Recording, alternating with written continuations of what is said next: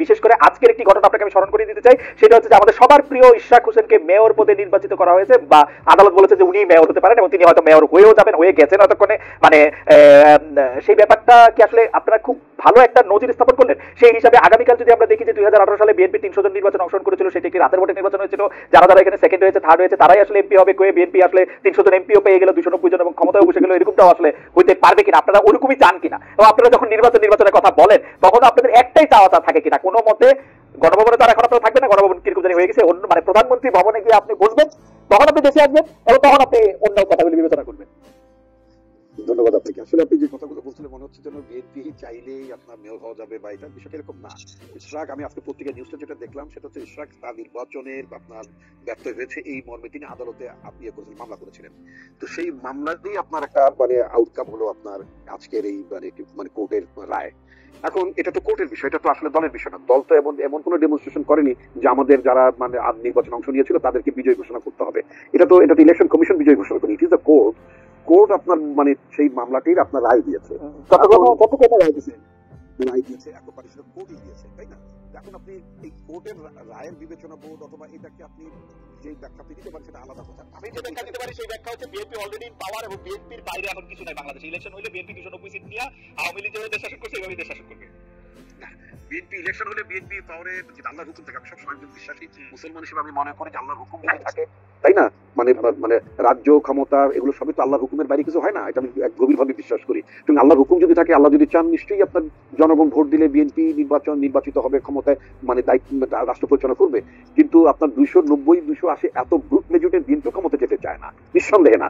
আপনাকে আরেকটা কথা আমি বলি, বাংলাদেশে মানে আপনার একটা ক্রেডিবল আপনার মানে ডেমোক্রেটিক প্র্যাকটিস থাকুক, একটা জবাবদিহিতা থাকুক। আমরা কোন সংস্কারটা চাই? বিএনপি কিন্তু বারবার একটা কথা বলছে যে আমরা ভোটের জন্য একটা সরকারকে জবাবদিহি করার জন্য, রাষ্ট্রের নিরাপত্তা সংহত করার জন্য যে সব আপনার সংস্কারগুলো এসেনশিয়াল, সেই সংস্কারগুলো নিয়ে আমরা আগাই, যে সংস্কারগুলো আপনার পরবর্তীতে গভর্নমেন্ট হিসেবে আপনি করতে পারবেন। এখন আপনার কথার কথা, আপনি ক্লাসে পাঠ্য বই আপনি বাংলা ভাষায় মানে পড়বেন না সব ইংরেজি ভাষায় পড়াবেন, এটা তো এখন সংস্কারের মুখ্য বিষয় না। আপনার এই যে বারবার ফ্যাসিস্ট সরকার কেন আছে? Because due to election. এরা ইলেকশন তোয়াক্কা করেনি। ইলেকশন কতটা শুনলে তাদের গায়ে আগুন জ্বলবে যারা জীবনে ইলেক্টেড হইতে পারবে না, নির্বাচনের মধ্যে ক্ষমতা যাওয়ার কোনো সুযোগ নাই। রিসেন্টলি আপনি আরেকটা দেখবেন কথা বলছেন, যেটা আমার পার্টিটা ভিন্ন মত পোষণ করেছে, সেটা হচ্ছে সংখ্যানুপাতে মানে আপনার মানে চাই কি বলে মানে নির্বাচন। রিপন ভাই একটা হাইপোথেটিক্যাল প্রশ্ন করি, ধরেন আজকে থেকে 1 বছর পরে নির্বাচন হইলো, তো 1 বছর পরে নির্বাচন হইলে আপনাদের এনসিপি রে ভয় পান? এনসিপি একটু এখন কিছু আসন পাইলে ওই সময় আরেকটু বেশি আসন পাবে, এরকম মনে করেন? না না না, আমি আদৌ তা মনে করি, আমি ব্যক্তিগতভাবে আমি আদৌ তা মনে করি এবং আমার দলও তা মনে করে। তাহলে আপনারা ইলেকশনটা তাড়াতাড়ি করার প্রেশারটা কেন দিচ্ছেন? ইলেকশনটা তাড়াতাড়ি করার প্রেশার দিচ্ছে যে কথাটা বলে, এটা তো একটা নির্বাচনী সূত্র। গণঅভ্যুত্থান আপনি আশরাফ কায়সার বলেছেন, আপনি বলেছেন একটা আমরা বলবো, কিন্তু বিএনপি দেখেন স্টেক হোল্ডার, বিএনপি কেন বলবে? বিএনপি ওয়েট করবে যখন ইলেকশন হবে তখন ইলেকশন হবে, আমরা বলবো না না, অনির্বাচিত সরকার যতদিন ক্ষমতা থাকবে ততদিন এখানে ষড়যন্ত্র থাকতে পারে। এই যে গত 3-4 দিন বাংলাদেশের যে গুজবের ফ্যাক্টরিতে পরিণত হয়েছিল এই জরুরি অবস্থা। রিপন ভাই আপনি আমার থেকে অনেক ভালো জানেন, আপনি গুজবের ফ্যাক্টরির কথা বলতেছেন। আমরা কি দেখতেছি? আমরা দেখতেছি শাহাদাত সাহেব চট্টগ্রামে মেয়র হয়েছে, ইশরাক সাহেব ঢাকায় মেয়র হয়েছে, অ্যাটর্নি জেনারেল আপনাদের লোক, আইন আদালতে গিয়ে তারেক সাহেবের সব মামলা তুলে নেওয়া হয়েছে বা খালাস হয়ে গেছে, বেগম জিয়ার মামলা পরের দিন খালাস হয়ে গেছে। সেক্রেটারি যারাই প্রশ্ন করি, আমি তো কিছুদিন সরকারি চাকরি করছি জানি, যারাই প্রশ্ন করি সে নিজের প্রথমে বলে দেয় যে ভাই তোমার সাথে বিএনপির কোন লিডারের কথা হলে তুমি কিন্তু বললো আমি কিন্তু বিএনপির লোক। এই সিস্টেমটা তো হইতে হবে। কেন তাকে বলতে হবে সে বিএনপির লোক?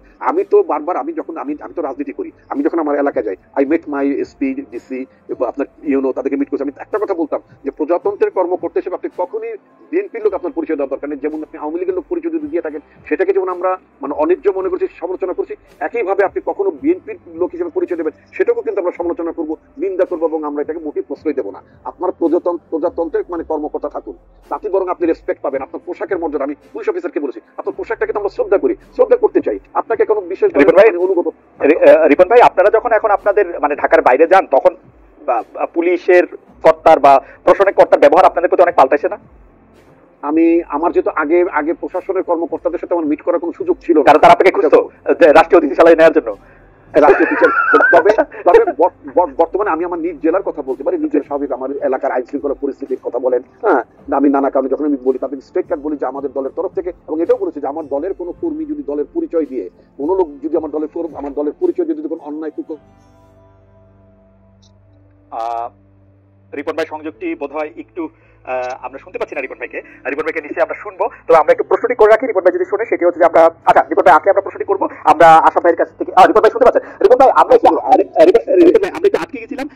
আমি আপনাকে শুধু দুইটা কথা বলি, আপনি 1 মিনিট একটা মন্তব্য করেন, কারণ আমি জানি যে এই প্রশ্ন আসলে আপনাকে উদ্দেশ্য করে নয়, এই প্রশ্ন আপনার দলকে উদ্দেশ্য করে। অনেক সময় দল ইয়ার যে বড় থাকে, সেই প্রশ্নটি হচ্ছে গত 5 আগস্টের পর থেকে প্রতিদিনই আপনি বলছেন যে কাউকে আপনি কোনো নির্দেশনা দেন নাই, অথচ আপনি দেখেন প্রতিদিনই বিভিন্ন এলাকায় দখলবাজি, চাঁদাবাজি, দিবস উদযাপন, দলীয় মনোনয়ন দাবি, নানা কিছু কেন্দ্র করে বিএনপির অভ্যন্তরীণ দ্বন্দ্ব সংঘাতের এবং আধিপত্য বিস্তারের খবর আসছে।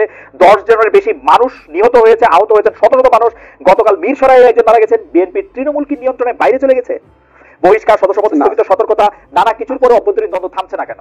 আরিফ ভাই আমি আপনাকে সত্যি করে বলি, আমার I have nothing against BNP, nothing against NCP, কিন্তু আমি কিন্তু রাস্তাঘাটে বিভিন্ন জায়গায় যে চাঁদাবাজির কথা শুনতেছি এগুলি বিএনপি করতেছে।